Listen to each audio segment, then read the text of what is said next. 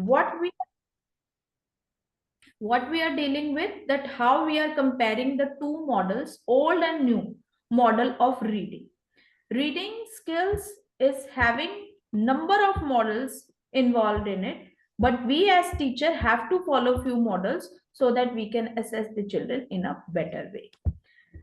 Now, my question again, very interesting question. What is peer reading? Any teacher, what do you think? What is peer reading? Beautiful picture is there in front of you, and you can also do critical thinking to understand what is going on here. Look at the children carefully. Look at this boy. Look at this girl, and this boy. What do you think? What is going on here? Very interesting picture. Here, one child is, yeah, reading in group with friends, right? But here, I can see one child is completely distracted. One child is having a book in the hand, who is very happy. Another one is sitting as if she want to read, but she is little hesitated, though she is smiling. And this one is doing something else, right? So peer reading is nothing but to help your peer to understand. Children are just like soft clay. They have such a sweet heart. When you tell them the problem of yours as well, or your friend, or their peers, they easily understand and relate, isn't it? That is the beauty of children. So when you inculcate something in them, definitely they will give you a beautiful fruitful result, right? So if you tell them that you have to read in a group and very nicely, but you have to see the traits of the children. Behavioral traits are very much prominent nowadays. We have to check the behavioral traits of the children before doing such sessions, right? Because children nowadays, they are little agitated as well, but yes, definitely calm group of children can easily हाँ बोलो. and give you a beautiful हाँ example, तो अच्छा है ना. right? So you should help children to do peer reading in the classroom. Very interesting. Next one is two reading theories. I have already told you, bottom up approach and top down approach. If anyone is having any doubt in this, please ask question, and else you have to implement top down approach only in kindergarten, because top down means the letters and sound at the biggest block, and then it is getting narrower. So here in kindergarten, we have to put more focus on the letters and sound, and then in the later stages, comprehension very less, word very less. Okay. Now I am talking about my strategies. Okay, again, few more strategies for you. You can read by yourself as well. Now, what to do if I do not know a word? Again, a question for a child. A child is there in the library, right? And you have to think of a situation where the child is not able to read the word. Then this six C's will be there in your library, that what the child has to do, or what the teacher who is there in the library has to do with the children, or the teacher who is there in the classroom who is dealing with reading session has to do with the children for for their help or something like that, like say. So what word would make a sense? Again, critical thinking. Look at the picture. I've already told you, picture reading. Then get my mouth ready for the beginning sound. Very interesting, teachers. I hope you do such things in the classroom, because you have to show your lip movement to the children to understand the beginning sound. Letter L sound, letter M sound, letter F sound. You have to show your lips to them. You have to make them understand how I'm making this sound. If you see links on YouTube or something like that, you can easily understand how the phonic teacher teach students phonics. They show their lip movement to the children, then only they can understand how the teacher is relating with the sound. Otherwise the child will say letter M sound is m only. It is not like that. You have to show the lip movement, that my lips are closed and this is how I'm making the sound, and then only the children will copy you, or they understand, and they look at you and they do visual learning, and then they understand how my teacher is making the sound. So very important. Beginning sound, if beginning sound is clear to the children, if very first letter sound is clear to the children, ending sound is clear to the children, they will definitely do good reading, isn't it? So here definitely you have to show your lip movements to the children while making the sounds. Chunk it. Find parts of the word I know. Chunk it means you have to join something, right? If I do not know this active side, at least I know this one. If I do not know jelly, but I at least know fish, then I can see the picture and then it can be a jellyfish. So that is called chunk it. You can play such kind of a games also in the classroom to make the words easy for the children, for their reading skills enhancement. Sing through the word. Singing is again a very interesting, learning, blended learning method nowadays for reading. If some context is not easily understand or done by the children, you can make it in a singing way and they will easily grasp it. Actually, my purpose is sorted because I am looking forward to make the children understand. Either it can by reading by simple text or by singing, like say. Reread the phrase or sentence to make sure it make a sense. So rereading is again a very interesting option, but it is a very old one, right? We are looking for the new strategies right now. So we have to think of 1, 2, 3, 4. 5 is also working. 6 is a very old way. Now, I hope you are looking forward for this also, that what kind of a reading is there in kindergarten and in primary, right? So in kindergarten, we are actually talking about the skimming and scanning. Children in kindergarten, they do skimming and scanning. You can read by yourself what is skimming and what is scanning. But when they grow up, when they have already passed through these type of readings, they will move on to this part, and that is for primary, that is extensive reading and intensive reading. So there are different types of reading. When I'm as a teacher make an anecdotal record for my children, then I will definitely write such terminology. That is what a teacher is all about, who should understand that yes, my children is reading in this way, this is the way my children are reading. Few are doing skimming, few are doing scanning, rest all are doing extensive, few are doing intensive. This is how, rather writing full sentences. So this is again very interesting, that what kind of a reading or types of reading we see in the children in the classroom according to the age milestone. Now, I feel you people are looking for this part because this is the most interesting part, that is the tips.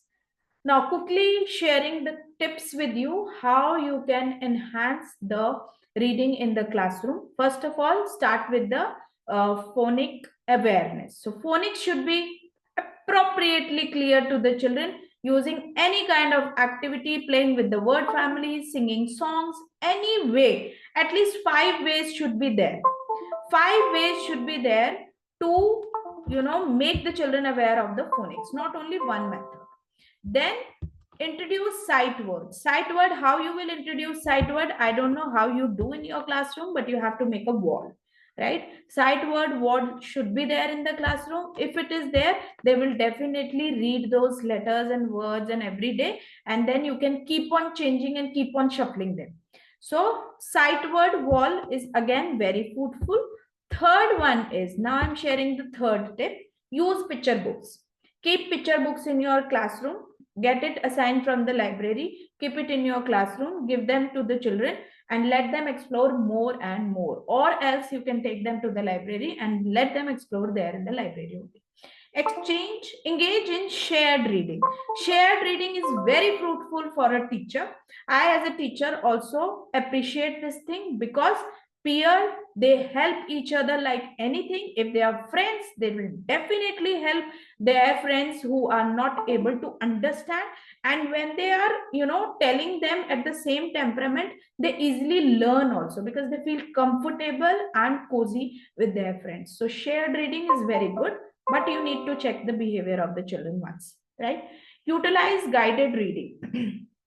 Guided reading is something again very interesting, but sometimes children feel discomfort that why ma'am is guiding me in the library period as well, or during the reading session also. So sometimes it is helpful, sometimes you need to think about the shared reading or the peer reading. So that is according to the environment which you have in your classroom. So make sure, teachers, that you have to think which kind of a reading session you are looking forward in your classroom. I think the slides are visible to the teachers, because this is something very important part I'm sharing right now. Isn't it, teachers? Okay. Now incorporate phonic instructions, very important. Phonics, blending sound diagram. How you are doing in your classroom, I don't know. If you need any help, you can send your queries, right? So phonics is something which is a building block. After phonics, you can do anything with your children and they will definitely have good reading skills. So make sure that your phonic instruction should be appropriately clear with number of methods and showing the lip movement to the children. When you show your lip movement to the children, they will easily and quickly grasp. Provide opportunities for independent reading, because I had shown you that picture of that boy. If you are inculcating independent reading in the children, then only your job is sorted as a teacher, because we cannot force children to do anything. If we are forcing children, that is not a learning. Learning is happy learning, independent learning. So make sure that you inculcate independent learning in the children, and that is only by raising the confidence and fixing strategies which I had shared in the very first beginning slides. Encourage reading at home. Yes, definitely. Tell parents on PTM that, inculcate habit of reading at home. Give books to the children and sit with the children and do bedtime stories with the children and do picture reading in the free time and all. So these are the things which we are actually have to tell parents nowadays. This is the irony, isn't it? Previously, parents used to do such things with their children happily, but nowadays they do not have that much of time because of their work process. So, still, we need to, guide the parents that they have to do such things with their children, right? And last but not the least is assessing the progress. Yes, as a teacher, I need to assess. I have to understand what is going on, how my child is understanding, how much he's understanding. Okay, so this is my favorite part, that how you are designing something for your children in the classroom. I, as a teacher, always think, okay, what I should do for this activity, what I should have to do, what I should plan. So this is something, a plan for your classroom. If you are not taking your children to the library class or whatever, you can design a beautiful reading corner in your classroom. In kindergarten, it should be a part of the millet that you should have a small reading corner in the classroom, right? I don't know how many teachers have this, because we are from different places right now. I'm quickly coming to the chat box. What do you think? Do you have reading corners in your classroom, or say suppose in your library? Because such reading corners make the children feel comfortable and cozy, and they they actually not feel hesitated when they go in such reading corners and start reading, isn't it? So now let me move to the next one. This is again my favorite part, that is blended. Okay, now teachers, again a bang bang for you, right? I'm blending reading with gamification. Interesting part, right? For me, it is really interesting how I can blend my reading skills with games, isn't it?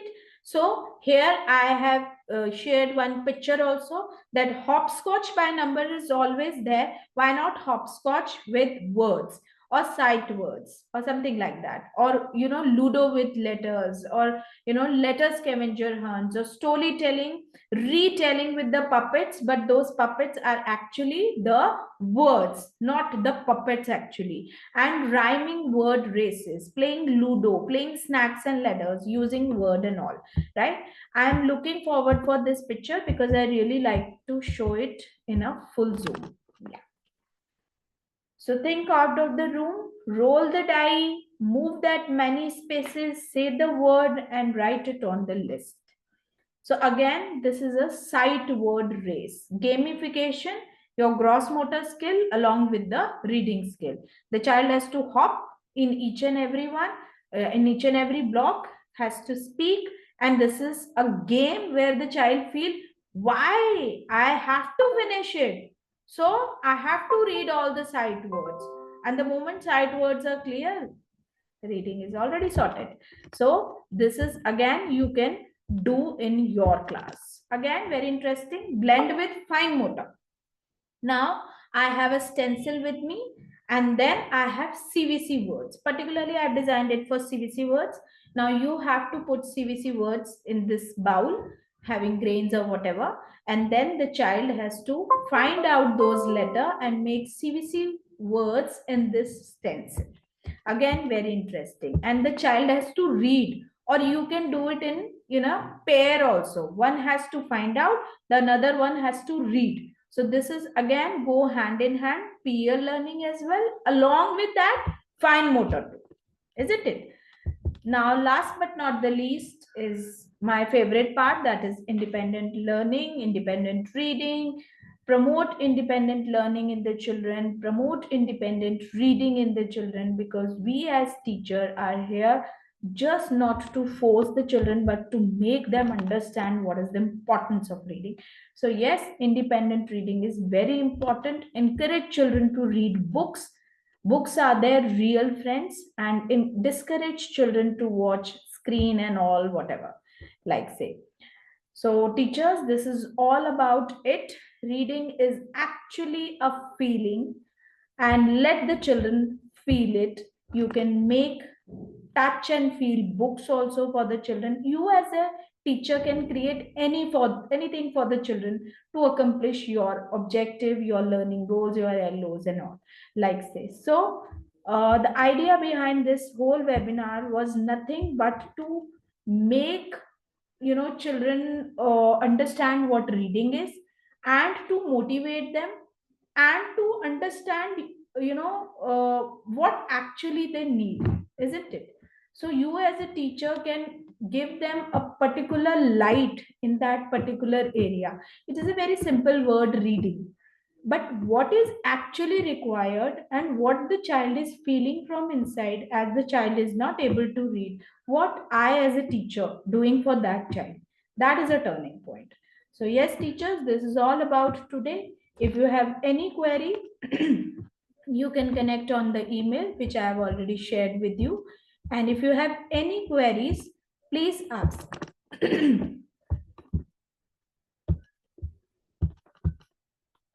Okay. So your attendance link I will share individually to you, as it was a paid session, right? And if you have any queries, you can mail me up as well, and your content summary will be there on your mail. If you have not shared your mail address to me, please share me by WhatsApp so that I can share the content summary with you, so that you can implement, or whenever you want to recall, you can recall these strategies to implement in your classroom. Okay.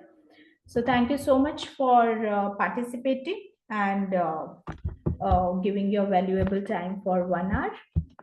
Bye-bye and take care. Thank you so much.